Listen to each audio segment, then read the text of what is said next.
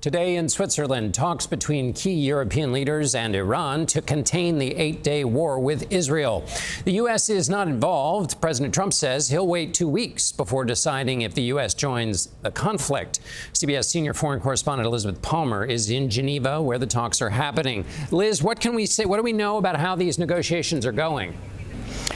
Well, everybody showed up, so that was good. We had the 3 senior foreign ministers in Europe, Britain, France, and Germany. Also a representative from the EU. And on the Iranian side, the foreign minister from Iran made it to Geneva. The talks were supposed to go for 2 hours. They lasted 4. They broke into working groups and came back together. And at the end, they did make a statement.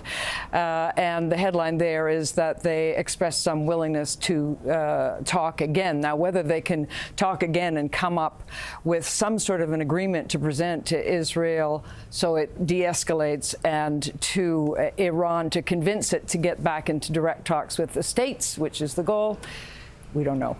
Are there off-ramps to this conflict that might be emerging in any way? We'll have to see. I mean, France has sort of taken the lead, and President Macron this morning said that he was going to present the Iranians with some ideas that sounded pretty harsh, to be honest. One was let the IAEA inspectors back in to have a really good look at every aspect of the nuclear program, or what's left of it.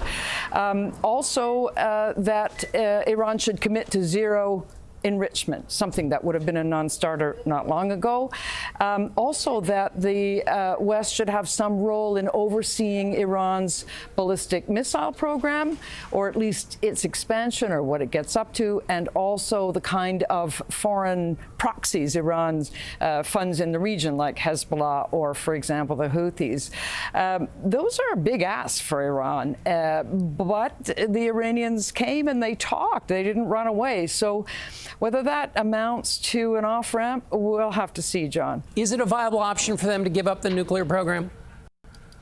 Iranians protest and demonstrate in favor of, the national achievements. This is one. Not long ago, it would have been a non-starter. In fact, Iran said, we are not going to give up enriching. But today, in the foreign minister's statement, he didn't say that. And we know that it's being mooted by the Europeans. So maybe their hand is so weak that they're going to have to accept that.